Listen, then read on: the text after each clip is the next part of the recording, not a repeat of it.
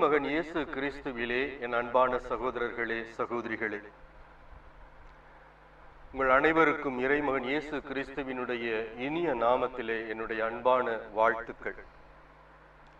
இந்த தவக்காலத்திலே பயணித்துக் கொண்டிருக்கிற நாம் இன்றைக்கு ஒரு குறிப்பிட்ட சிந்தனையை நாம் இன்றைக்கு உள்வாங்க போகிறோம். அதை பற்றி நாம் தியானிக்க போகிறோம். எனக்கு அன்பானவர்களே, ஒரு 25-30 ஆண்டுகளுக்கு முன்பாக என்னுடைய வாழ்க்கையிலே ஒரு தேடலினுடைய ஒரு காலமாக அது இருந்தது. ஆண்டவருடைய வார்த்தை எங்கெல்லாம் அறிவிக்கப்படுகிறதோ, எங்கெல்லாம் நற்செய்தி கூட்டங்கள், ஜெப கூட்டங்கள் நடக்கிறதோ, அந்த இடங்களுக்கெல்லாம் சென்று ஒரு தாகத்தோடு ஆண்டவருடைய வார்த்தையை தேடுகிற ஒரு காலத்தினுடைய நாட்களாக அந்த நாட்கள் இருந்தது.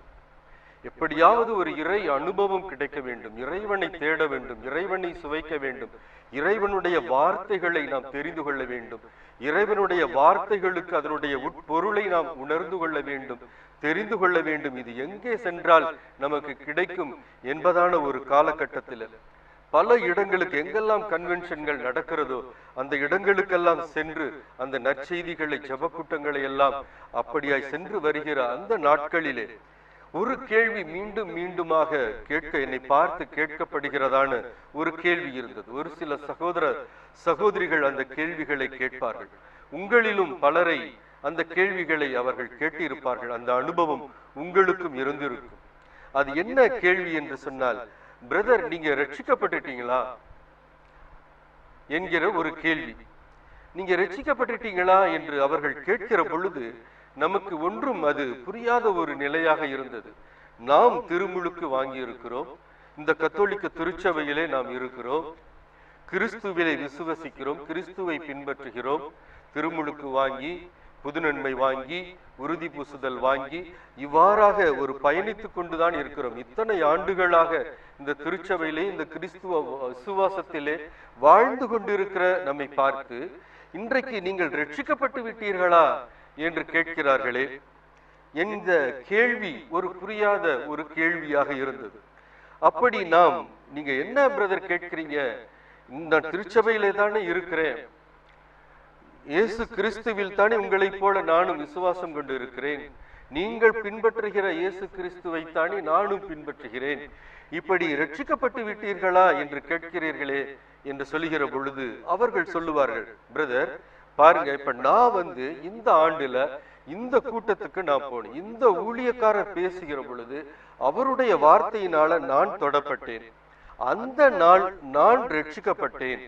அதுபோல உங்களுடைய வாழ்க்கையிலே நீங்கள் எப்பொழுது ரட்சிக்கப்பட்டீர்கள், நீங்கள் ரட்சிக்கப்பட்ட நாள் எது என்று சொல்லி அவர்கள் கேட்பார்கள். இவர்கள் ரட்சிக்கப்பட்ட நாள் அல்லது நான் ரட்சிக்கப்பட்டு விட்டேன் என்று சொல்லுகிற அந்த பொருள் என்ன? இதற்கு முன்பாக நான் இப்படிப்பட்ட ஒரு வாழ்க்கை வாழ்ந்து கொண்டிருந்தேன், இப்பொழுது இப்படிப்பட்ட ஒரு வாழ்க்கை வாழ்ந்து கொண்டிருக்கிறேன் என்று அவர்கள் இந்த ஒரு ஊழியக்காரரால், இந்த ஒரு நபரால், இந்த ஒரு ஜெப கூட்டத்தினாலே நான் தொடப்பட்டேன், நான் ரட்சிக்கப்பட்டேன் என்பதாக அவர்கள் நமக்கு சொல்லுவார்கள். எனக்கு அன்பானவர்களே, இதை குறித்து தான் நீங்கள் ரட்சிக்கப்பட்டு விட்டீர்களா, நான் ரட்சிக்கப்பட்டு விட்டேன், நீங்கள் ரட்சிக்கப்பட்டு விட்டீர்களா என்கிற இந்த கேள்வியை தான் இன்றைக்கு நாம் இந்த பைபிளிலே நாம் பார்க்க போகிறோம். இந்த சகோதரிகள் சொல்லுகிறார்கள், நான் இந்த ஊழியக்காரரினாலே, அவருடைய வார்த்தையினால, அவருடைய ஜெபத்தினால, அவருடைய செய்தியினால நான் தொடப்பட்டேன், ரட்சிக்கப்பட்டேன் என்று சொல்லுகிறார்கள். நாம் வேதாகமத்துல பைபிளிலே பார்க்கிறோம், இவர்களெல்லாம் ஏதோ ஒரு குறிப்பிட்ட ஊழியக்காரர்களினாலே தொடப்பட்டதாக, சந்திக்கப்பட்டதாக, ரட்சிக்கப்பட்டதாக அவர்கள் சொல்லுகிறார்கள். இந்த தொடப்படுகிற அனுபவத்தை, மீட்கப்படுகிற அனுபவத்தை இந்த பைபிளிலே நாம் ஒரு குறிப்பிட்ட நபரை குறித்து நாம் பார்க்கிறோம். யார் அவர்? வாசிக்க கேட்போம். திருத்தூதர் பணிகள் 9:3-6. இவ்வாறு அவர் புறப்பட்டு சென்று தமஸ்குவை நெருங்கிய போது திடீரென வானத்திலிருந்து தோன்றிய ஓர் ஒளி அவரை சூழ்ந்து வீசியது. அவர் தரையில் விழ சவுலே சவுலே சவுலே சவுலே, ஏன் என்னை துன்புறுத்துகிறாய் ஏன் என்னை துன்புறுத்துகிறாய் என்று தம்மோடு பேசும் குரலொன்றை கேட்டார். என்று தம்மோடு பேசும் குரல் ஒன்றை கேட்டார். அதற்கு அவர் ஆண்டவரே ஆண்டவரே நீர் யார் என என கேட்டார். கேட்டார். ஆண்டவர் நீர் துன்புறுத்தும் இயேசு நானே. நீ துன்புறுத்தும் இயேசு நானே. நீ எழுந்து நகருக்குள் செல். நீ எழுந்து நகருக்குள் செல். நீ என்ன செய்ய வேண்டும் என்பது நீ என்ன செய்ய வேண்டும் என்பது அங்கே உனக்கு சொல்லப்படும் என்றார். அங்கே உனக்கு சொல்லப்படும் என்றார். இந்த இயேசு கிறிஸ்துவினால் நேரடியாக தொடப்பட்ட சந்திக்கப்பட்ட ஒரு மனிதர், இந்த சவுல் என்கிற இந்த மனிதரை குறித்து நாம் பைபிளிலே பார்க்கிறோம். இயேசு கிறிஸ்து தான் வாழ்ந்த காலத்திலே அவர் பலரை சந்தித்தார். பேதுருவை சந்தித்து அழைத்தார், யோவானை சந்தித்து அழைத்தார், யாக்கோபை சந்தித்து அழைத்தார். ஆனால் இவர்களை அழைத்ததற்கும் இவர்களை சந்தித்ததற்கும், சவுலோடு அவர் இடைப்பட்டதற்கும் சந்தித்ததற்கும் ஒரு வேறுபாடு உண்டு. இயேசு இந்த உலகத்திலே வாழ்ந்த காலத்திலே, ஒரு மனிதராக வாழ்ந்த காலத்திலே, அவர் ஒரு மனிதரோடு மனிதராக பழகிய காலத்திலே தன்னுடைய பணிக்காக அவரை அழைத்தார்.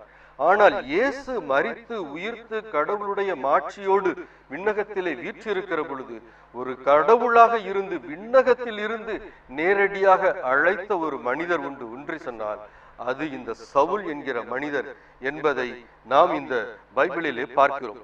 இந்த சவுலை அவர் செல்லுகிற ஒரு வழியிலே அவர் சந்திக்கிறார். இந்த சவுல் யார், இந்த சவுலை ஏன் அவர் சந்திக்கிறார் என்பதை குறித்து நாம் பார்ப்போம். திருத்தூதர் பணிகள் 7:58 நாம் பார்ப்போம். நகரத்திற்கு வெளியே இழுத்து கொண்டு போய் அவர் மேல் கல்லெறிந்தார்கள். சாட்சிகள் தங்கள் மேலுடைகளை சவுல் என்னும் இளைஞரிடம் ஒப்படைத்தார்கள். இந்த சவுல் யார்? ஆண்டவர் சந்திக்கிறாரே இப்படியாய், வானகத்திலே இருந்து அந்த ஒளியை வீசி, ஒரு இடி மின்னலை வீசி இந்த சவுலை சந்திக்கிறாரே, சவுலோடு பேசுகிறாரே. இந்த சவுல் யார் என்று இந்த திருத்தூதர் பணிகள் சொல்லுகிறது. நகரத்திற்கு வெளியே இழுத்து கொண்டு போய் அவர் மேல் கல்லெறிந்தார்கள். யாரை நகரத்திற்கு வெளியே இழுத்து கொண்டு போய் இந்த யூதர்கள் கல்லால் எறிந்து கொல்லுகிறார்கள்? ஸ்தேவான் என்கிற மனிதரை. இயேசு கிறிஸ்துவுக்கு சாட்சியாக வாழ்ந்து இயேசு கிறிஸ்துவை பின்பற்றிய ஒரு மனிதனை, இயேசு கிறிஸ்துவே ஆண்டவர் என்று அறிக்கையிட்ட இந்த ஸ்தேவான் என்கிற மனிதனை அவர் இயேசு கிறிஸ்துவை ஏற்றுக்கொண்டதற்காக, இயேசு கிறிஸ்துவை ஆண்டவர் என்று அறிவித்ததற்காக, இயேசுவினுடைய சீடராக அவர் இருந்ததற்காக இந்த ஸ்தேவானை இந்த யூதர்கள் நகரத்திற்கு வெளியே இழுத்து கொண்டு போய் அங்கே அவரை கல்லால் எறிந்து கொள்கிறார்கள். இந்த ஸ்தேவான் தான் இயேசு கிறிஸ்துவுக்காக மரித்த முதல் வேத சாட்சி என்பதை நாம் பைபிளிலே பார்க்கிறோம். அப்படியாக இந்த யூதர்கள் ஸ்தேவானை நகரத்திற்கு வெளியே இழுத்து கொண்டு போய் கல்லால் எறிந்து கொள்ளுகிற பொழுது அங்கே ஒரு காவலாக ஒரு மனிதன் இருக்கிறான். அந்த மனிதன் தான் இந்த சவுல் என்கிற மனிதன். இந்த பைபிளிலே நாம் பார்க்கிறோம். மீண்டும் பாருங்கள், அவரை குறித்து பைபிள் என்ன சொல்கிறது? திருத்தூதர் பணிகள் 8:3 வாசிப்போம். சவுல் வீடு வீடாய் நுழைந்து ஆண்களையும் பெண்களையும் இழுத்து கொண்டு போய் அவர்களை சிறையில் அடைக்கச் செய்தார். இவ்வாறு அவர் திருச்சபையை அழித்து வந்தார். இதுதான் சவுலினுடைய வேலையாக இருந்தது. யாரெல்லாம் இயேசு கிறிஸ்துவை ஏற்றுக்கொண்டு இயேசு கிறிஸ்துவை ஆண்டவர் என்று விசுவசித்து விசுவாசிகளாக மாறினார்களோ, இந்த யூத மறையிலிருந்து கிறிஸ்துவை தழுவினார்களோ, அவர்களுடைய வீடு வீடாய் அவர் நுழைந்து, பைபிள் சொல்கிறது, ஆண்களையும் பெண்களையும் இழுத்து கொண்டு போய் அவர்களை சிறையில் அடைத்தார். இவ்வாறு அவர் திருச்சபையை அழித்து வந்தார். இதுதான் சவுலினுடைய, அவருடைய ஒரிஜினல், அவருடைய வாழ்க்கை. இப்படிப்பட்ட நிலையில் இருந்த இந்த சவுலைத்தான் அவர் தர்சீசு நகரிலே இருந்து தமஸ்கு நகரத்திற்கு செல்லுகையிலே இடையிலே அவர் இயேசு கிறிஸ்துவால் சந்திக்கப்படுகிறார். இவர் எதற்காக இந்த தர்சீசு நகரத்திலே இருந்து தமஸ்கு நகரத்திற்கு செல்லுகிறார் என்று சொன்னால், இங்கே யூத குரு தலைமை குருக்களிடம் இருந்து ஒரு ஆணையை பெற்றுக்கொண்டு செல்கிறார்.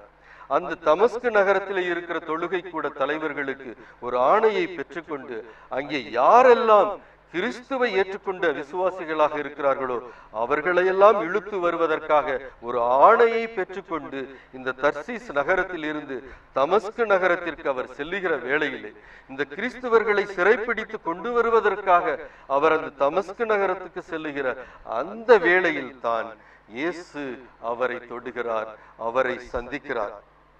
அப்பொழுதுதான், ஆண்டவரே நீர் யார் என்று கேட்கிற பொழுது, நீ துன்புறுத்தும் இயேசு நானே என்று சொல்லுகிறார். என்ன நடக்கிறது அவருடைய வாழ்க்கையிலே பாருங்கள்.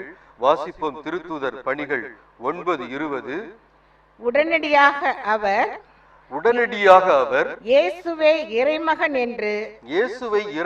என்று தொழுகை கூடங்களில் பறைசாற்றத் தொடங்கினார். அவர் அந்த தர்சீசு நகரத்திலே இருந்து தமஸ்கு நகரத்திற்கு செல்லுகிறார். அங்கே இடையில் அந்த வழியிலேயே அவர் கடவுளால், இறைமகன் இயேசுவினால் அவர் ஆட்கொள்ளப்படுகிறார். ஆட்கொள்ளப்பட்டு அங்கே நடக்கிற காரியங்கள் உங்களுக்கு தெரியும். அவர் தன்னுடைய கண் பார்வையை இழக்கிறார். அந்த கண் பார்வை இழந்த அவரை அங்கே நகருக்குள்ளாக அழைத்து செல்லுகிறார்கள். அப்படி நகருக்குள்ளாக கண் பார்வை இழந்தவராக அவர் அங்கே இருக்கிற நேரத்திலே கடவுள் இந்த சவுலுக்கு தோன்றிய அதே இயேசு கிறிஸ்து அங்கே அனனியா என்கிற ஒரு இறை மனிதருக்கு அவர் அங்கே காட்சி கொடுக்கிறார். அவருக்கு சொல்லுகிறார், அந்த அனனியாவுக்கு, நீ புறப்பட்டு இந்த இடத்திற்கு போ, அங்கே சவுல் என்கிற ஒரு மனிதர் இருக்கிறார், அவரை போய் நீ சந்தித்து அவருக்கு நீ திருமுழுக்கு கொடு என்று சொல்லுகிறார். அப்பொழுது அனனியா, ஐயோ, இந்த சவுல் என்கிற மனிதனுக்கா? இந்த சவுல் என்கிற மனிதன் இந்த கிறிஸ்தவர்களை எல்லாம் அடித்து இழுத்து சென்று துன்புறுத்துகிற மனிதனாயிச்சே, நான் எப்படி அவரை போய் சந்திப்பது என்று கேட்கிற பொழுது, நான் சவுலுக்கு எல்லாவற்றையும் நான் வெளிப்படுத்தி இருக்கிறேன், நீ போ, நீ பவுலை சந்தித்து அந்த சவுலுக்கு திருமுழுக்கு கொடு என்று சொல்லி, அப்படியாய் அந்த அனனியா சென்று இந்த சவுலுக்கு அங்கே திருமுழுக்கு கொடுக்கிறார். இந்த திருமுழுக்கு கொடுத்த பிற்பாடுதான் நாம் வாசித்தோம். என்ன வாசித்தோம்? உடனடியாக அவர் இயேசுவை இறைமகன் என்று தொழுகை கூடங்களிலே பறைசாற்ற தொடங்குகிறார். எந்த இயேசு கிறிஸ்துவை பின்பற்றினவர்களை அவர் துன்புறுத்தினாரோ, எந்த இயேசு கிறிஸ்துவை அவர் மறுதளித்தாரோ, எந்த இயேசு கிறிஸ்துவையும் அவரை பின்பற்றுகிற திருச்சபையை அழிக்க வேண்டும் என்று நினைத்தாரோ, அந்த இயேசு கிறிஸ்துவை அதே தொழுகை கூடங்களிலே யாரிடம் இருந்து அவர் இயேசு கிறிஸ்துவை பின்பற்றுகிறவர்களை சிறைப்பிடிக்க வேண்டும் என்று சொல்லி அந்த கடிதங்களை பெற்றுக்கொண்டு சென்றாரோ, அந்த யூதர்கள் முன்பாகவே அங்கே அவர் நின்று இயேசுவே ஆண்டவர் என்று அவர் பறைசாற்ற தொடங்குகிறார். அப்படி பறைசாற்ற தொடங்குகிற பொழுது அவர் அநேக துன்பங்களை, இன்னல்களை, பிரச்சனைகளை சந்திக்க வருகிறது. எல்லா பிரச்சனைகளையும், துன்பங்களையும், வேதனைகளையும் கடந்து அவர் தொடர்ந்து அவர் இயேசுவை ஆண்டவர் என்று பறைசாற்றி கொண்டிருக்கிறார். அவர் எப்படிப்பட்ட ஒரு வல்லமையுள்ள இயேசுவினுடைய ஒரு சீடராக அவர் மாறினார் என்று சொன்னால் நாம் வாசிக்க கேட்போம். திருத்தூதர் பணிகள் 9:12. அவரது உடலில் பட்ட கைக்குட்டைகளையும் துண்டுகளையும் கொண்டு வந்து நோயுற்றோர் மீது வைத்ததும் பிணிகள் அவர்களை விட்டு நீங்கும், பொல்லாத ஆவிகளும் வெளியேறும். பாருங்கள், இந்த சவுல் பவுலாக மாறி ஆண்டவரை ஏற்றுக்கொண்டு ஆண்டவருடைய சீடராக மாறி ஆண்டவரை அறிவிக்கிற பணியை செய்கிற பொழுது, ஆண்டவரை ஒவ்வொரு நகரமாக ஊராக சென்று ஆண்டவரை அறிவிக்கிற பொழுது அவர் எப்படிப்பட்ட வல்லமை உள்ள ஒரு சீடனாக இயேசு மாற்றுகிறார் என்று சொன்னால், அவரது உடலில் பட்ட கைக்குட்டைகளையும் துண்டுகளையும் கொண்டு வந்து நோயுற்றோர் மீது வைத்ததும் பிணிகள் அவர்களை விட்டு நீங்குகிறது, பொல்லாத ஆவிகளும் வெளியேறுகிறது. பாருங்கள், என்ன சொல்லப்படுகிறது? அவருடைய கைக்குட்டைகள் துண்டுகள் கூட அல்ல, அவரது உடலிலே பட்ட கைக்குட்டைகள், ஏதாவது அவர் உடலிலே பட்ட துண்டுகள் கைக்குட்டைகள், அதை கொண்டு வந்து இந்த நோயுற்றோர் மீது வைக்கிற பொழுது அந்த நோய்கள் எல்லாம் அவரை விட்டு நீங்குகிறதை பார்க்கிறோம். இயேசுவினுடைய வாழ்க்கையிலே கூட பார்க்கிறோம், இயேசுவினுடைய ஆடையை தொட்டவர்கள் எல்லாம் குணமடைந்தார்கள். அது இயேசு அணிந்திருந்த ஆடை, அந்த ஆடையை தொட்டவர்கள் குணமடைந்தார்கள். ஆனால் இங்கே பாருங்கள், அதை விட கடந்து அவருடைய உடலிலே பட்ட கைக்குட்டைகள், அவருடைய உடலிலே தொட்ட துண்டுகள், அதை கொண்டு வருகிறார்கள். அதை கொண்டு வந்து இந்த நோயுற்றவர்கள் மீது வைக்கிறார்கள். உடனே அந்த நோய் அவர்களை விட்டு நீங்குகிறது. அந்த கைக்குட்டைகளை அவர்கள் மீது வைக்கிற பொழுது அவர்களை பிடித்திருக்கிற தீய ஆவிகள் எல்லாம் அவர்களை விட்டு வெளியேறுகிறது. எனக்கு அன்பானவர்களே, இங்கே ஒரு மனிதரை பார்க்கிறோம். சவுல் என்கிற மனிதரை, பவுலாக மாறுகிற ஒரு மனிதரை, கிறிஸ்துவை துன்புறுத்துகிற ஒரு மனிதன், கிறிஸ்துவை பின்பற்றுகிற மனிதர்களை துன்புறுத்துகிற ஒரு மனிதன், அவரை ஆண்டவர் ஆட்கொண்டு அந்த சவுலை பவுலாக மாற்றி தன்னுடைய சீடராக மாற்றுகிறார். அவர் மாறி இயேசு கிறிஸ்துவை எப்படி வல்லமையாய் அறிவிக்கிறார், எப்படி கிறிஸ்துவினுடைய வல்லமையான சீடராக அவர் மாறுகிறார் என்று சொன்னால், அவருடைய உடலில் பட்ட கைக்குட்டைகளும் துண்டுகளும் நோய்களை போக்குகிறது, தீ ஆவிகளை விரட்டுகிறது. இத்தகைய வல்லமை மிக்க ஒரு இயேசுவினுடைய சீடனாக, ஊழியனாக, திருத்துதனாக இந்த பவுல் வாழ்கிறதை நாம் பார்க்கிறோம். இதுதான் அவருடைய பொது வாழ்வாக இருக்கிறது. இப்படிப்பட்ட ஒரு வல்லமையுள்ள இயேசுவுக்காக எல்லா துன்பங்களையும் அனுபவிக்கிறார்.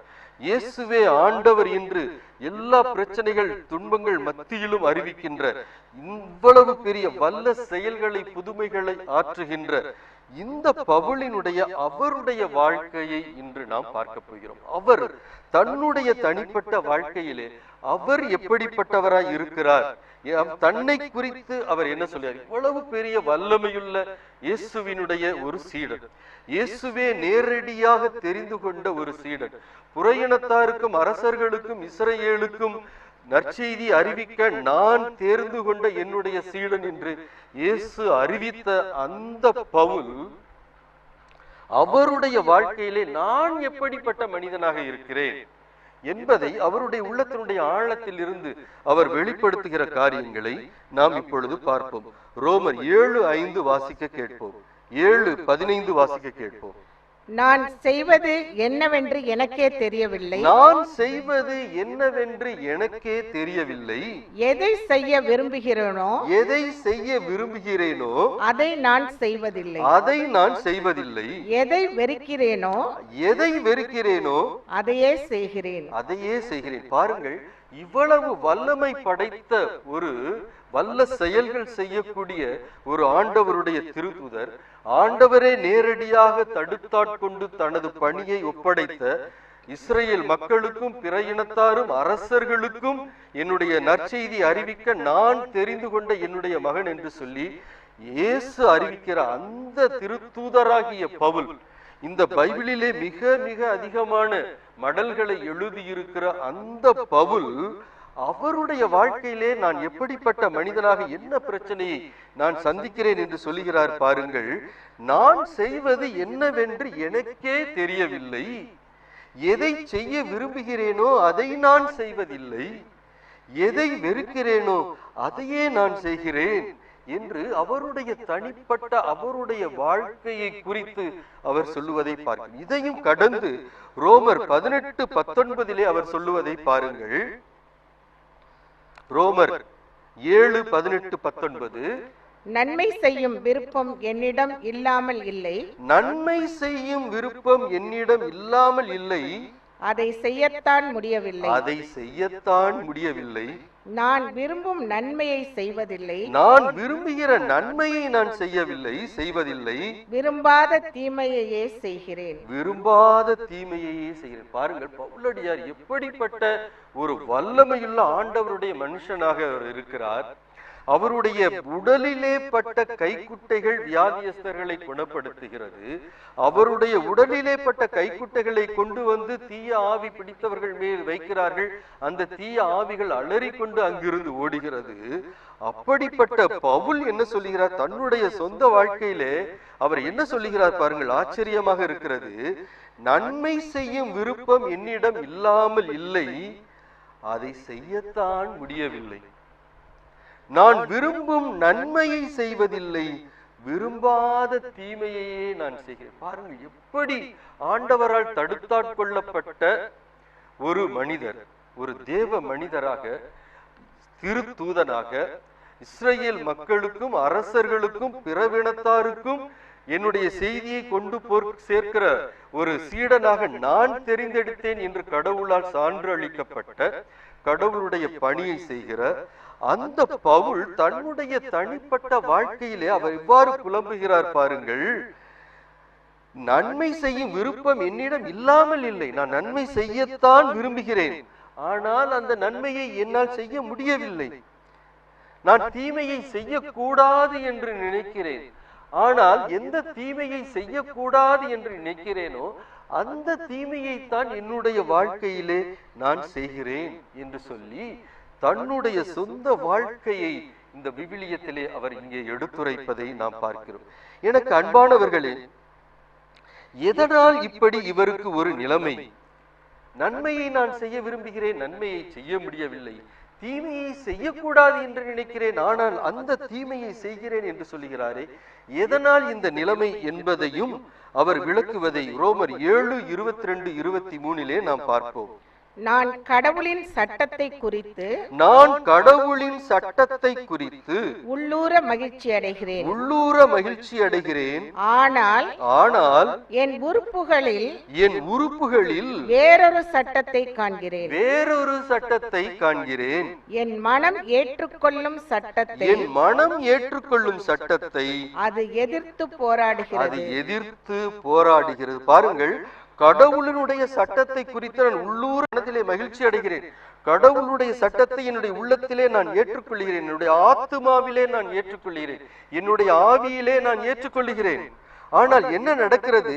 நான் ஆவியிலே, ஆத்துமாவிலே, என்னுடைய மனதில, என்னுடைய உள்ளத்துல கடவுளுடைய சட்டத்தை நான் மகிழ்ச்சியோடு ஏற்றுக்கொள்கிறேன். ஆனால் அதே வேளையிலே என்னுடைய உறுப்புகளிலே, என்னுடைய உடலிலே, என்னுடைய ஊனிலே வேறொரு சட்டத்தை நான் காண்கிறேன். என் மனது ஏற்றுக்கொள்ளுகிற சட்டத்தை இந்த என்னுடைய உடல் உறுப்புகள் அதை எதிர்த்து போராடுகிறது. எவ்வளவு தெளிவாக சொல்லுகிறார் பாருங்கள்.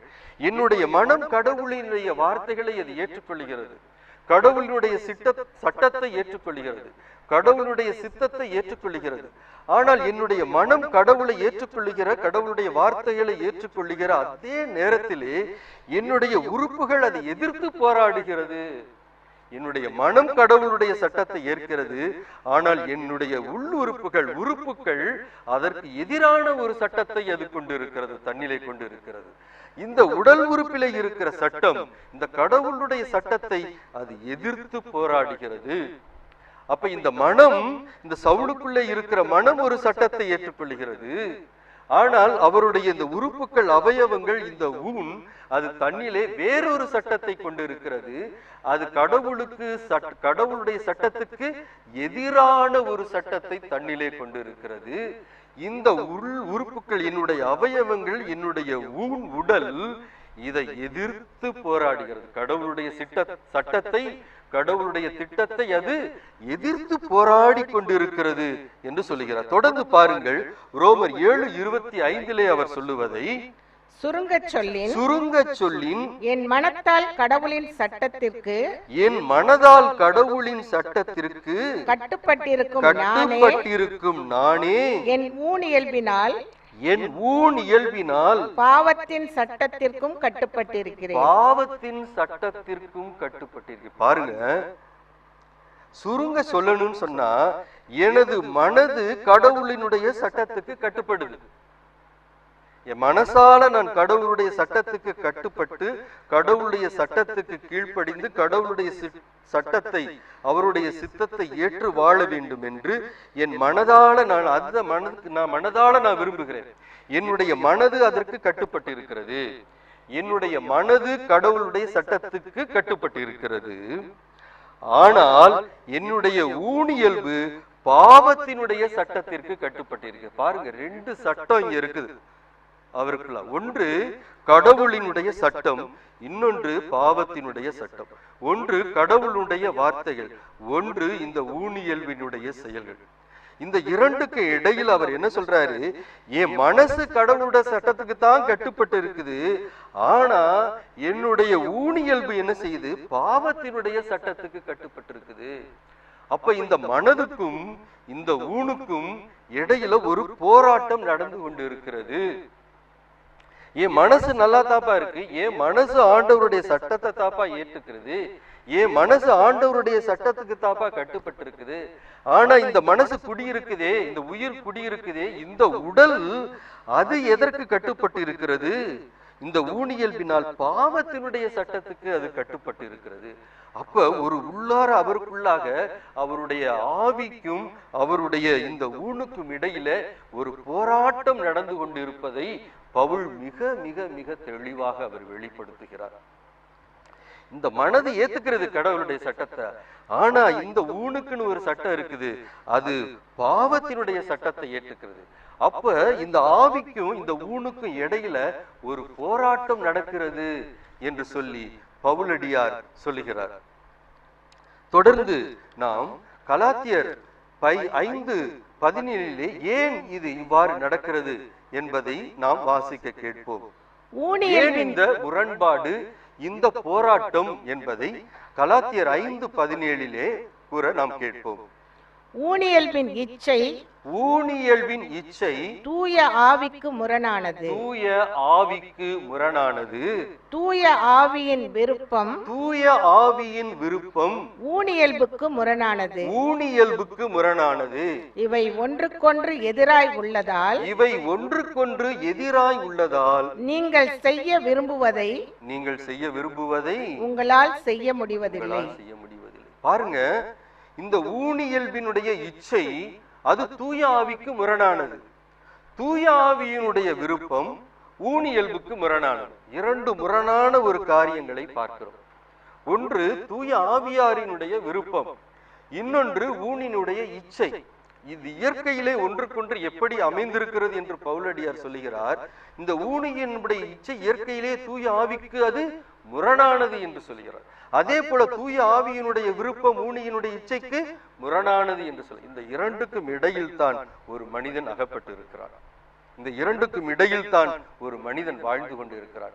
அவன் மனது ஒன்று சொல்லுகிறது, அவனது உடல் ஒன்று சொல்லுகிறது, அவனது ஆவி ஒன்று சொல்லுகிறது, அவனது ஊன் ஒன்று சொல்லுகிறது. இந்த இரண்டுக்கும் இடையில் மனிதன் அலைக்கழிக்கப்படுகிறான். இந்த இரண்டு இயல்புகள் சொல்கிறோம், இந்த இரு இயல்புகள் ஒன்றுக்கொன்று எதிரானது என்று சொல்லுகிறோம். இந்த ஆவியினுடைய இயல்புகள் என்ன, இந்த ஊனினுடைய இயல்புகள் என்ன என்பதையும் நமக்கு பைபிள் சொல்லுகிறது. இந்த ஊனி என்பதனுடைய செயல்கள் என்ன என்பதை கலாத்தியர் 5:19-21 இருந்து நாம் வாசிக்க கேட்போம். ஊனியல்பின் செயல்கள் யாவருக்கும் தெளிவாய் தெரியும் என்று சொல்கிறார். ஆவியினுடைய செயல்களை குறித்து இந்த வார்த்தையை பவுலடியார் பயன்படுத்துவதில்லை. இந்த ஊனியல்பினுடைய செயல்கள் யாவருக்கும் தெளிவாய் தெரியும் என்று சொல்லி, ஏனென்றால் நாம் இந்த ஊனியல்போடு தான் நாம் பிறக்கிறோம், இந்த ஊனியல்போடு தான் நாம் வளர்கிறோம், இந்த ஊனியல்போடு தான் நாம் வாழ்கிறோம். அதுதான் இயற்கை. அதைத்தான் நாம் சங்கீதத்திலே வாசிக்கிறோம். 51வது அதிகாரத்திலே பாவத்தோடே என் அன்னை என்னை கருத்தரித்தாள் என்று வந்த நாம் அன்னையினுடைய உதரத்துல கருத்தரிக்கும் போதே இந்த ஊனியல்புகளோடு தான் நாம் கருத்தரிக்கப்படுகிறோம். அப்படியாய் இந்த ஊனியல்புகளினுடைய இச்சைகள் என்னென்னவா இருக்கிறது என்பதை நாம் கேட்போம். அவை பரத்தமை, கெட்ட நடத்தை, காமவெறி, சிலை வழிபாடு, பில்லிசூனியம், பகைமை, சண்டை சச்சரவு, பொறாமை, சீற்றம், கட்சி மனப்பான்மை, பிரிவினை, பிளவு, அழுக்காறு, குடிவெறி, களியாட்டம் முதலிய எத்தனை பாருங்க, எண்ணி பாருங்க. மீண்டும் வாசிப்போம். ஒன்று, முதலாவது பரத்தமை. பரத்தமை. இரண்டு, கெட்ட நடத்தை. மூன்று, காமவெறி. நான்கு, சிலை வழிபாடு. ஐந்து, பில்லிசூனியம். ஆறு, பகைமை. ஏழு, சண்டை சச்சரவு. எட்டு, பொறாமை. ஒன்பது, சீற்றம். 10, கட்சி மனப்பான்மை. 11, பிரிவினை. 12, பிளவு. 13, அழுக்காறு. 14, குடிவெறி. 15, களியாட்டம். எத்தனை வகையான ஊனினுடைய இச்சைகள் அவர் பட்டியலிடுகிறார். இந்த 15 வகையான இச்சைகள் இயற்கையிலேயே இந்த ஊனிலே அது ஊறி இருக்கிறது. பவுலடியாரே சொல்றாரு, இதை எதிர்த்து என்னால செய்ய முடியல, அப்படியா என்னுடைய ஊனினுடைய இச்சைகள் என்னை அமிழ்த்துகிறது, நான் போராட வேண்டி இருக்கிறது, நான் நன்மையத்தான் செய்யணும்னு நினைக்கிறேன், ஆனா அதை செய்ய முடியல, தீமையை செய்யக்கூடாதுன்னு நினைக்கிறேன், ஆனா அதைத்தான் செய்கிறேன், ஏனால் நான் குடியிருக்கிற இந்த ஊன் அப்படிப்பட்டது என்று சொல்லுகிறார். அந்த ஊனினுடைய இயல்புகள் என்ன என்பதையும் அவர் பட்டியலிடுகிறார். 15 வகையான ஊனினுடைய இச்சைகள் நமக்குள்ளாக அது இயற்கையாகவே இருக்கிறது. என்னென்ன இச்சைகள் பாருங்கள். பரத்தமை, கெட்ட நடத்தை, காமவெறி, சிலை வழிபாடு, பில்லிசூனியம், பகைமை, சண்டை சச்சரவு, பொறாமை, சீற்றம், கட்சி மனப்பான்மை, பிரிவினை, பிளவு, அழுக்காறு, குடிவெறி, களியாட்டம், இவைகள் எல்லாம் இயற்கையிலேயே நமது ஊனிலே அது ஊறி போயிருக்கிறது. இவைகள் ஊனினுடைய இச்சைகள் என்று சொல்லுகிறது. போராட்டம் என்று சொல்கிறார். ஊனினுடைய இயல்புக்கும் ஆவியினுடைய இயல்புக்கும் போராட்டம் என்று சொல்கிறார். அப்ப இந்த ஆவியினுடைய இயல்பு என்ன? அதை கலாத்தியர் 5:22 நாம் பார்க்கிறோம். வாசிக்க கேட்போம். ஆனால் தூய ஆவியின் கனியோ அன்பு, மகிழ்ச்சி, அமைதி, பொறுமை, பரிவு, நன்னயம், நம்பிக்கை, கனிவு, தன்னடக்கம் என்பவை. பாருங்கள், 15 வகையான ஊனினுடைய இச்சைகள் பார்த்தோம். இந்த ஆவியினுடைய கனிகள் எத்தனை எண்ணி பார்ப்போம். 1, அன்பு. 2, மகிழ்ச்சி. 3, அமைதி. 4, பொறுமை. 5, பரிவு. 6, நன்னயம். 7, நம்பிக்கை. 8, கனிவு. 9, தன்னடக்கம். ஆவியினுடைய கனிகள் 9 கனிகள் என்று. இந்த இரண்டுக்கும் இடையில தான் அங்கே போராட்டம் நடக்கிறது. இந்த 15 வகையான ஊனினுடைய இச்சைகள் நமக்குள்ளாக இருக்கிறது. ஆனா ஆவியினுடைய நாம் பெற்றுக்கொள்ள வேண்டிய ஆவியினுடைய இயல்புகள் இந்த அன்பு, அமைதி, மகிழ்ச்சி, பரிவு, இவைகளாக இருக்கிறது. இந்த இரண்டும் ஒன்றுக்கொன்று முரண்பாடானதாக இருக்கிறது. இந்த முரண்பாட்டுக்குள்ளே தான் நாம் வாழ்ந்து கொண்டிருக்கிறோம். அப்படியாக பவுலடியார் சொல்லுகிறார், இந்த போராட்டம் எனக்குள்ளாக நடந்து கொண்டே இருக்கிறது. இந்த ஊனினுடைய இச்சைக்கும் இந்த ஆவியினுடைய இயல்புகளுக்குமான இடையில் இருக்கிற இந்த போராட்டம் என்னிலே நடந்து கொண்டே இருக்கிறது.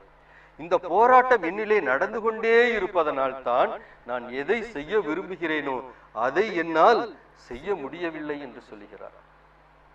நான் எதை செய்யக்கூடாது என்று நினைக்கிறேனோ அதை நான் செய்கிறேன் என்று சொல்கிறார். எனக்கு அன்பானவர்களே, பவுல் இத்தகைய ஆண்டவரால் நேரடியாக தடுத்தாட்கொள்ளப்பட்டு ஆண்டவரால் புற இனத்தாருக்கும் அரசர்களுக்கும் இஸ்ரேலருக்கும் நற்செய்தி அறிவிக்கிற சீடனாக தேர்ந்தெடுக்கப்பட்டு அவருடைய உடலிலப்பட்ட கைக்குட்டைகள் நோய்களை குணமாக்குகிற அளவுக்கு, அவருடைய உடலிலப்பட்ட கைக்குட்டைகள் தீய ஆவிகளை விரட்டுகிற அளவுக்கு அத்தகைய வல்லமை படைத்த, வல்லமை செயல்கள் கொண்ட கிறிஸ்துவனுடைய சீடனாக அறிவிக்கிற சீடனாக இருக்கிற திருத்துதனாக இருக்கிற பவுலினுடைய நிலைமை இப்படிப்பட்ட நிலைமையாக இருக்கிறது.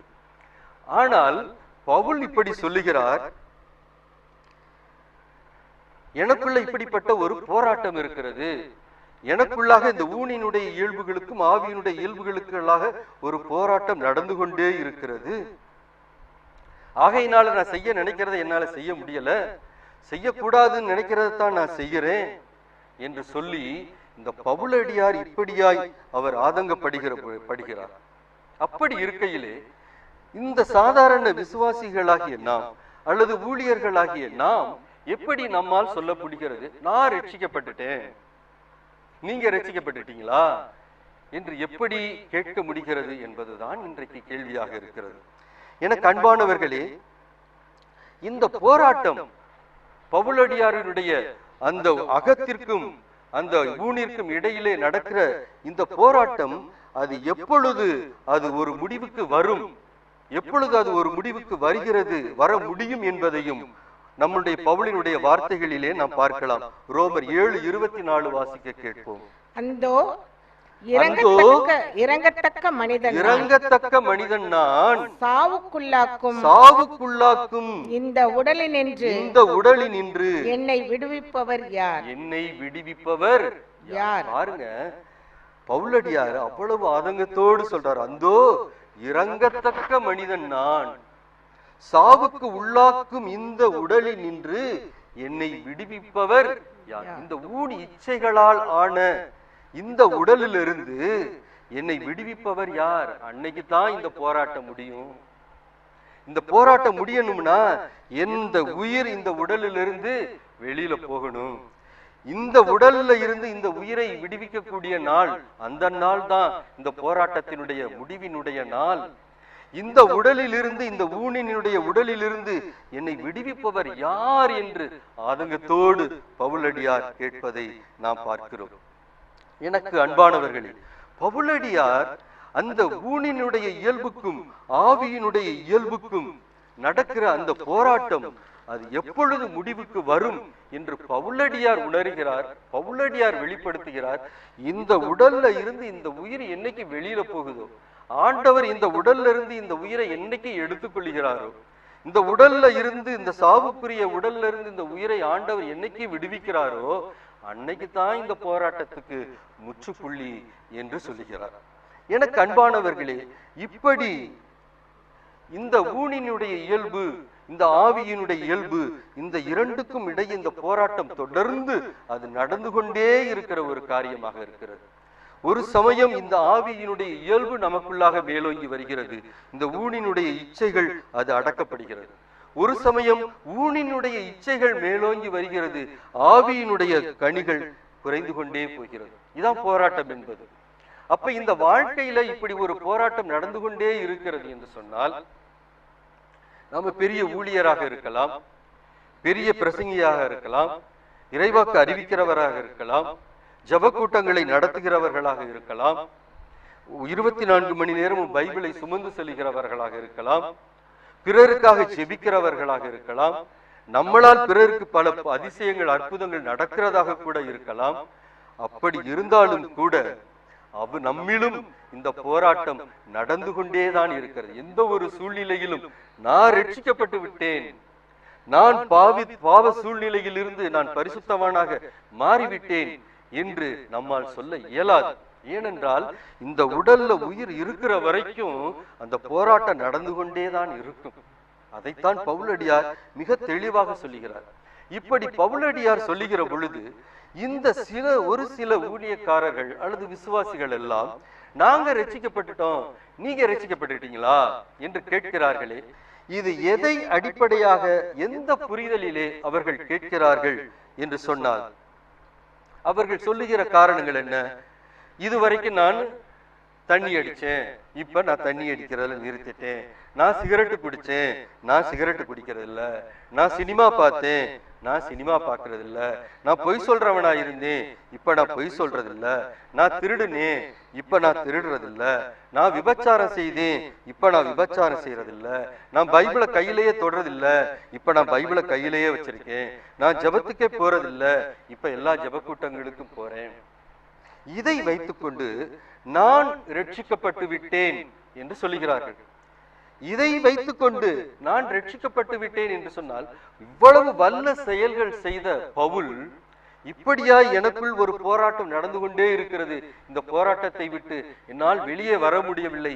என்றைக்கு இந்த போராட்டத்தை விட்டு நான் வெளியே வர முடியும் என்று சொன்னால், இந்த உடல்ல இருந்து இந்த உயிர் என்றைக்கு பிரிகிறதோ, என்னைக்கு இந்த உடல்ல இருந்து என்னை ஆண்டவர் விடுவிக்கிறாரோ, அன்றைக்குத்தான் நான் அந்த ஒரு நிலையை, நிலையான அந்த நிலையை நான் அடைய முடியும் என்று பவுல் சொல்லுகிறார். எனக்கு அன்பானவர்களே, நாம் ரட்சிக்கப்படுதல் என்பது, நான் இந்த பழக்கங்களெல்லாம் இருந்தேன், இந்த பழக்கங்களெல்லாம் நான் விட்டுட்டேன் என்பது ரட்சிக்கப்படுவதனுடைய அடையாளம் அல்ல.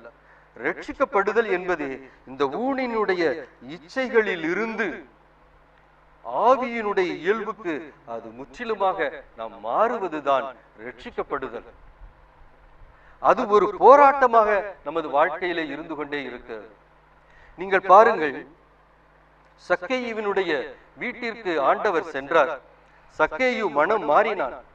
இன்று இந்த வீட்டிற்கு மீட்பு உண்டாயிற்று என்று சொன்னார். அந்த சக்கேயு, அந்த மனம் மாறிய சக்கேயு அன்றைக்கு எப்படி மனம் மாறினானோ, நான் யாரையெல்லாம் ஏமாற்றி நான் பணம் பறித்தேனோ அவர்களுக்கு 4 மடங்காக திருப்பி கொடுப்பேன், என்னுடைய சொத்தை விற்று பாதியை நான் ஏழைகளுக்கு கொடுப்பேன் என்று சொல்லி அந்த இடத்திலே அவன் மனம் மாறுகிறான். மனம் மாறுகிற பொழுது இயேசு சொன்னார், இந்த வீட்டிற்கு இன்றைக்கு மீட்பு உண்டாயிற்று. ஆனால் அந்த வீட்டிற்கு அந்த மீட்பு வந்தது. அவனுக்கு அந்த நாள் வரை மீட்பு அவனுக்கு அடைக்கப்பட்டிருந்தது. அந்த நாள் அவன் மனம் மாறியதால் அந்த மீட்பினுடைய வாசலை ஆண்டவர் அவனுக்கு திறந்தார், மீட்பு உண்டாயிற்று என்று சொன்னார். ஆனால் அதனால் அந்த நாளிலே அவன் எப்படி மனம் மாறினானோ, என்ன சொன்னானோ, அதை அவன் தன்னுடைய வாழ்க்கையிலே இறுதி வரை அவன் கடைபிடித்திருந்தால் மாத்திரமே அவன் விண்ணக வீட்டிற்குள்ளே செல்ல முடியும். அன்றைக்கு அவன் மனம் மாறினான். அந்த மன மாற்றத்திற்கு பிறகு பைபிளிலே கொடுக்கப்படவில்லை. அவன் அநேக போராட்டங்களை சந்தித்திருக்க வேண்டும், அநேக பிரச்சனைகளை சந்தித்திருக்க வேண்டும். யார் யார் எல்லாம் அவனை வெறுத்தார்களோ, யார் யாரெல்லாம் அவனை ஏற்றுக்கொண்டார்களோ எல்லாரிடம் இருந்தும் பிரச்சனைகள் வந்திருக்கும். அவனுடைய குடும்பத்துக்குள்ளாக மனைவியிடம் இருந்தாலும் பிரச்சனைகள் வந்திருக்கும். இவ்வளவு பணம் சம்பாதித்த அவன் இன்றைக்கு எல்லாவற்றையும் விட்டுவிட்டு பணம் இல்லாத ஒரு மனிதனாக இருக்கிற பொழுது அவன் பல பிரச்சனைகளை அவன் சந்தித்திருப்பான், பல போராட்டங்களை அவன் சந்தித்திருப்பான். ஆனால் கடைசி வரைக்கும் அந்த சொன்ன அந்த வாக்குறுதியிலே அந்த சக்கையில் நிலைத்திருந்தால் மாத்திரமே அவன் என்னுடைய ஊனியல்பை நான் வென்று ஆவியினுடைய இயல்பை நான் கொண்டு நான் விண்ணக வீட்டிற்கு செல்லுகிற மனிதன் என்று சொல்ல முடியும். ஒரே ஒரு மனிதனை மாத்திரம்தான் ஆண்டவர் பார்த்து சொன்னார், இன்றே நீ என்னோடு கூட வானக வீட்டிலே இருப்பாய் என்று சொன்னார். எந்த மனிதனிடம் அப்பா அவர் சொன்னார்? அந்த கல்வாரி சிகரத்திலே, அந்த சிலுவையிலே அவர் தொங்குகிற பொழுது அந்த வலதுபுறத்திலே இருந்த கல்வன் மனம் மாறினான் அல்லவா? அப்பொழுது அவனுக்கு மீட்பு உண்டாயிற்று என்று சொல்லவில்லை. அவர் சொன்னார், இன்றே நீ என்னோடு வானக வீட்டில் இருப்பாய் என்று சொன்னார். ஏனென்றால் அந்த நேரம் அவனுடைய உடலில் இருந்து உயிர் பிரிகின்ற நேரம். அதற்கு பிறகு அவனுக்கு அந்த ஊனினுடைய இச்சைக்கும் ஆவியினுடைய இயல்புக்குமான போராட்டத்திற்கு அங்கே வாய்ப்பு இல்லை. ஆகவே அந்த உடலில் இருந்து அந்த உயிர் பிரிகிற நேரத்திலே அவன் ஆண்டவரை பற்றி கொண்டான். அந்த மனிதனுக்கு மாத்திரம்தான் ஆண்டவர் சொன்னார், இன்றே நீ என்னோடு கூட வானக வீட்டிலே நீ இருப்பாய் என்று சொன்னார். என் அன்பான சகோதரர்களே, சகோதரிகளே, இன்றைக்கு நாம் இந்த ரட்சிக்கப்படுதல், நான் ரட்சிக்கப்பட்டுட்டேன், நீ ரட்சிக்கப்பட்டியா? நான் இந்த நாள்ல இந்த தேதியில இந்த இடத்துல ரட்சிக்கப்பட்டேன், நீங்க எந்த இடத்துல எந்த தேதியில எப்ப ரட்சிக்கப்பட்டீங்க என்ற கேள்விகளை கேட்கிற பொழுது இது ஒரு சரியான கேள்வி அல்ல. ரட்சிக்கப்படுதல் என்பது நமது வாழ்க்கையிலே தொடர்ந்து நடந்து கொண்டிருக்கிற ஒரு ப்ராசஸ். என்னுடைய இறுதி மூச்சு வரைக்கும் அந்த போராட்டத்திலே நான் நிலைத்து நிற்கிற பொழுதுதான், இந்த போராட்டத்திலே நான் ஆவியிலே ஒவ்வொரு நாளும் இந்த ஊனினுடைய இச்சைகளை நான் வென்று அது என்னுக்குள்ளாக குறைந்து இந்த ஆவியினுடைய இயல்புகள் ஒவ்வொரு நாளும் வளர்ந்து வளர்ந்து வளர்ந்து வருகிற பொழுதுதான் என்னுடைய இறுதி எப்பொழுது நான் என்னுடைய உயிரை விடுகிறேனோ அன்றைக்குத்தான் நான் சொல்ல முடியும். அது நான் சொல்ல முடியாது, என்னுடைய ஆண்டவர் தான் சொல்ல முடியும், நீ ரட்சிக்கப்பட்ட மனிதன் என்று சொல்லி.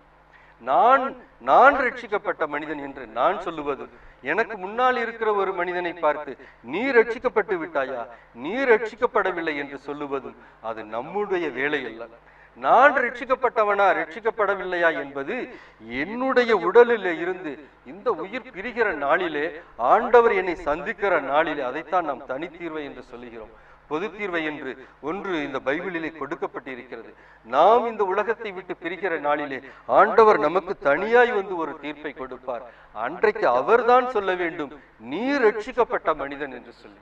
இந்த உலகத்திலே இருக்கிற மனிதர்கள் நம்மை ரட்சிக்கப்பட்டாயா, நீ ரட்சிக்கப்பட்டு விட்டாயா, நீ ரட்சிக்கப்பட்டு விட்ட மனிதன் என்று சொல்ல முடியாது. உலகத்திலே வாழ்ந்து கொண்டிருக்கிற ஒரு மனிதன் நான் ரட்சிக்கப்பட்ட மனிதன் என்று சொல்லி அந்த மனிதன் சொல்ல முடியாது. யார் இதை சொல்ல முடியும்? கடவுள் மாத்திரம்தான் சொல்ல முடியும். நான் ரட்சிப்பின் பாதையிலே இந்த போராட்டத்திலே கடந்து கொண்டு சொல்லுகின்ற ஒரு மனிதன் என்பது மாத்திரம்தான் இந்த பைபிள் நமக்கு கொடுக்கிற ஒரு உண்மை. எனக்கு அன்பானவர்களே, இந்த போராட்டத்திலே, இந்த ஆவிக்கும் இடையிலே நடக்கிற போராட்டத்திலே, எப்படி இந்த போராட்டத்திலே ஒவ்வொரு நாளும் இந்த ஊனினுடைய இச்சைகளை நாம் குறைத்து இந்த ஆவியினுடைய இயல்புக்குள்ளாக ஒவ்வொரு நாளும் நாம் வளர முடியும் என்று சொல்லி ஆண்டவர் சொல்லுகிற ஒரு வார்த்தை மத்தேயு 26:41 நாம் வாசிக்க கேட்போம். உங்கள் மனம் ஆர்வமுடையதுதான், உங்கள் மனம் ஆர்வமுடையதுதான், ஆனால் உடல் வலுவற்றது. ஆனால் உடல் வலுவற்றது. எனவே சோதனைக்கு உட்படாதிருக்க, விழித்திருந்து இறைவனிடம் வேண்டுங்கள். விழித்திருந்து இறைவனிடம் வேண்டுங்கள். பாருங்க, ஆண்டவர் அதைத்தான் சொல்றாரு. உங்கள் மனம் ஆர்வமுடையதுதான். அந்த பவுலடியார் சொல்ற அதே கருத்தை தான் என் மனது கடவுளுடைய சட்டத்தை ஏத்துக்கிறது, ஆனா என் உடல் கடவுளுடைய சட்டத்தை ஏத்துக்கிறலையே. அவ்வளவு புதுமைகள் செய்யறாரு, வல்ல செயல்கள் செய்யறாரு, கிறிஸ்துவ அறிவிக்கிறாரு, அவர் உடல்ல படுற அந்த கைக்குட்ட சுகத்தை கொடுக்குது. ஆனா அந்த பவுலடியார் சொல்றாரு, இந்த மனம் கடவுளுடைய சட்டத்தை ஏத்துக்கிறது, ஆனா இந்த உடல் கடவுளுடைய சட்டத்தை ஏத்துக்கிறலையே என்று ஆதங்கப்படுகிறார். பவுலடியார் சொல்றார். அதைத்தான் இங்கே நம் ஆண்டவர் சொல்லுகிறார், உங்கள் மனம் ஆர்வமுடையதுதான், ஆனால் உடல் வலுவற்றது. அதற்கு நாம் என்ன செய்ய வேண்டும் என்று சொல்லுகிறார்? சோதனைக்கு உட்படாதிருக்க விழித்திருந்து இறைவனிடம் வேண்டுங்கள் என்று சொல்லி. ஆகவே இந்த ஊனுக்கும் இந்த ஆவிக்கும் இடையிலே நடைபெற்று கொண்டிருக்கிற இந்த போராட்டத்துல நாம் கடைசி வரை நாம் இந்த ஆவிக்குள்ளாக, ஆவியினுடைய இயல்புகளுக்குள்ளாக, ஆண்டவருக்குள்ளாக நாம் நிலைத்திருக்க வேண்டும் என்று சொன்னால் ஆண்டவர் என்ன சொல்லுகிறார்? நீங்கள் விழித்திருந்து இறைவனிடம் வேண்டுங்கள் என்று சொல்லுகிறார். பைபிள் சொல்லுகிறது, இந்த அலகையானவன் கர்ச்சிக்கிற சிங்கத்தை போல யாரை விழுங்கலாம் என்று அவன் இந்த உலகம் முழுவதும் அவன் சுற்றி திரிகிறவனாயிருக்கிறான். ஆகவே ஆண்டவர் இயேசு, பைபிள் என்ன சொல்லுகிறது? நமது உள்ளத்தண்டை அவர் கதவை தட்டுகிறவராயிருக்கிறார். நாம் அவருடைய குரலை கேட்டு நமது உள்ளத்தை திறந்தால் அவர் உள்ளே வருகிறவராய். ஆனால் அப்படி அல்ல. இந்த அலகையானவன் யாரை விழுங்கலாம் என்று கர்ச்சிக்கிற சிங்கத்தை போல அவன் சுற்றி திரிகிற மனிதனாக இருக்கிறான். இந்த உள்ளத்துல இயேசுவினுடைய பிரசனம் இல்ல, இயேசு இல்லைன்னு சொன்னா உடனடியாக அவன் அங்கே நுழைந்து விடுகிறவனாக இருக்கிறான். ஆகவே ஆண்டவர் நமக்கு என்ன சொல்லுகிறார்? சோதனைக்கு உட்படாதபடி, இந்த ஊனினுடைய இச்சைகளுக்குள்ளாக நீங்கள் வீழ்ந்து விடாதிருக்க நீங்கள் என்ன செய்ய வேண்டும்? நீங்கள் இறைவனிடம் விழித்திருந்து வேண்ட வேண்டும் சொல்லி. ஆகவே ஒவ்வொரு நாளும் எனக்கு அன்பானவர்களே, இந்த ஊனினுடைய இச்சைகளுக்குள்ளாகவும் ஆவியினுடைய இயல்புகளுக்குள்ளாகவும் நடக்கிற போராட்டத்துக்குள்ள நாம் வாழ்ந்து கொண்டிருக்கிறோம். இந்த போராட்டத்துல இந்த ஊனினுடைய இச்சைகளுக்குள்ளே நாம் வீழ்ந்து போகாதபடிக்கு இருக்க வேண்டும் என்று சொன்னால் ஆண்டவர் கூறிய ஒரே காரியம், நீங்கள் விழித்திருந்து சோதனைக்கு உட்படாதபடி ஜெபியுங்கள் என்று சொல்லி. ஆகவே ஆண்டவரையும் பாருங்கள், அவர் விடியற் காலையில கருக்களில ஒரு தனிமையான ஒரு இடத்திற்கு சென்று அவர் இறை வேண்டலிலே அவர் ஈடுபட்டிருந்தார், ஜெபித்துக் கொண்டிருந்தார் என்று சொல்கிறது. ஒவ்வொரு நாளையும் அதிகாலையில் அவர் ஒரு தனிமையான இடத்துக்கு போய் அவர் ஜெபித்துத்தான் அந்த வல்லமையை அவர் பெற்றுக்கொண்டார். இந்த ஊனினுடைய இச்சைகளை எல்லாம் அவர் வென்றெடுத்தார். இரவெல்லாம் அவர் மலை மீது ஏறி சென்று இரவெல்லாம் அந்த மலையிலே அவர் ஜெபித்துக் கொண்டிருந்தார் என்று பைபிள். இறைவன் அப்படி, இயேசு கிறிஸ்து அப்படி மனிதனாக வாழ்ந்த காலத்துல அவர் இப்படியாய் அதிகாலையில ஜெபிக்கிற மனிதனாய், இரவெல்லாம் ஜெபிக்கிற மனிதனாய் அவர் இருந்ததுதான் அவர் ஊனினுடைய இச்சைகளை வென்றெடுத்து அவர் ஆவியிலே அவர் வாழ்ந்தார். பைபிள் சொல்லுகிறது, பாவம் தவிர அவர் எல்லாவற்றிலும் நம்மை ஒத்திருந்தார் என்று சொல்லி. அந்த இயேசு கிறிஸ்து ஒருவர் மாத்திரம்தான் இந்த உலகத்திலே அவர் பாவம் இல்லாத ஒரு மனிதனாக வாழ்ந்தார். பாவம் தவிர மற்ற எல்லாவற்றிலும் அவர் நம்மை ஒத்திருந்தார். நாம் அன்பானவர்களே, இந்த இரண்டுக்கும் இடையிலே சிக்கி தவிக்கிற ஒரு மனிதர்களாக நாம் இருந்து கொண்டிருக்கிறோம். ஆகவே இந்த ரட்சிக்கப்படுதல் என்கிற ஒரு காரியம் ஒரு செகண்ட்ல ஒரு நாள்ல நடக்கிற காரியம் அல்ல. ஆண்டவர் நம்மை தொடுகிற காரியம் நடக்கும். ஒரு செய்தி நம்மை தொடுகிற காரியம் நடக்கும். நாம் மாற வேண்டும் என்று சொல்லி உணர்கிற அந்த நாள் ஒரு நாள் நடக்கும். இதையெல்லாம் விட்டுவிட வேண்டும், ஒரு புதிய வாழ்க்கையை தொடங்கலாம் என்று நாம் உறுதி எடுக்கிற நாள் ஒரு நாள் இருக்கும். ஆனால் அந்த நாள் நான் ரட்சிக்கப்பட்டு விட்டேன் என்று சொல்ல முடியாது. அந்த நாளிலிருந்து ரட்சிப்பினுடைய பயணம் தொடங்குகிறது. ரட்சிப்பினுடைய அந்த வாசலில் வழியாக நாம் செல்லுகிறோம் என்று சொல்லலாம். அந்த ரட்சிப்பினுடைய பயணத்திலே தொடர்ந்து அந்த இறுதி நாளிலே, இந்த உடலிலே இருந்து உயிர் பிரிகிற நாளிலே அந்த இயேசுவிடம் நாம் செல்ல வேண்டும் என்று சொன்னால் இந்த பயணத்தினுடைய இறுதியில் தான் அந்த வெற்றி வாகை நமக்காக அந்த காத்திருக்கும். ஆகவே எனக்கு அன்பானவர்களே, ஏதோ ஒரு காரியத்தை நான் செய்து கொண்டிருந்தேன், அதை நான் நிறுத்திவிட்டேன், ஆகவே நான் ரட்சிக்கப்பட்டு விட்டேன் என்பது அல்ல. இந்த ஊனினுடைய இச்சைகளை எல்லாம் வென்று இந்த ஆவியினுடைய இயல்புகளுக்குள்ளாக நான் வளருகிற செயல்படுகிற நாள் தான் நான் ரட்சிக்கப்படுகிற நாள். அந்த முழுமையாக அந்த ரட்சிப்பை என்னுடைய வாழ்க்கை ஓடி முடிக்கிற நாளில் தான் நான் பெற முடியும். அதுவரை அந்த ரட்சிப்பின் பயணத்திலே நான் ஒரு பயணிக்கிற ஒரு மனிதனாக இருக்கிறேன். நான் சினிமாவுக்கு சென்றேன், இப்பொழுது செல்லவில்லை. நான் சிகரெட் பிடித்தேன், இப்பொழுது பிடிக்கவில்லை. நான் சாராயம் பிடித்தேன், இப்பொழுது சாராயம் பிடிக்கவில்லை. இவைகள் நல்லது, ஆனால் இவைகள் ஆவியினுடைய கனிகள் அல்ல. ஆவியினுடைய கனிகள் அன்பு என்பதுதான் ஆவியினுடைய கனி. நான் பெரிய ஊழியக்காரர்களாக இருக்கலாம், அந்த ஊழியக்காரர்கள் பல இடங்களுக்கு சென்று அவர்கள் நற்செய்தி அறிவிக்கிறவர்களாக இருப்பார்கள். ஆனால் தன்னோடு பணிபுரிகிற ஒரு ஊழியக்காரரோடு அவர்கள் எப்படி இருக்கிறார்கள் என்று பார்த்தால் அப்பொழுதுதான் அவர்கள் எந்த அளவுக்கு அந்த சுயத்தை வென்றெடுத்திருக்கிறார்கள் என்பது தெரியும். அநேக ஊழியக்காரர்களை பார்க்கிறோம், வல்லமையாக ஊழியம் செய்கிறார்கள். ஆனால் இந்த ஊழியக்காரர் அந்த ஊழியக்காரரோடு வருத்தமாக, அந்த ஊழியக்காரர் இந்த ஊழியக்காரரோடு வருத்தமாக இருப்பதைத்தான் நாம் பார்த்து கொண்டிருக்கிறோம். ஆகவே எனக்கு அன்பானவர்களே, ஒரு பைபிளை எடுத்துக்கொண்டு பிரசங்கிப்பது நான் ஊனினுடைய இச்சைகளை வென்று விட்டேன், ரட்சிக்கப்பட்டு விட்டேன் என்பது அல்ல. நான் இந்தந்த தீய செயல்களிலெல்லாம் இருந்தேன், நான் விட்டுவிட்டேன் என்பது நான் ரட்சிக்கப்பட்டு விட்டேன் என்பதனுடைய அடையாளம் அல்ல.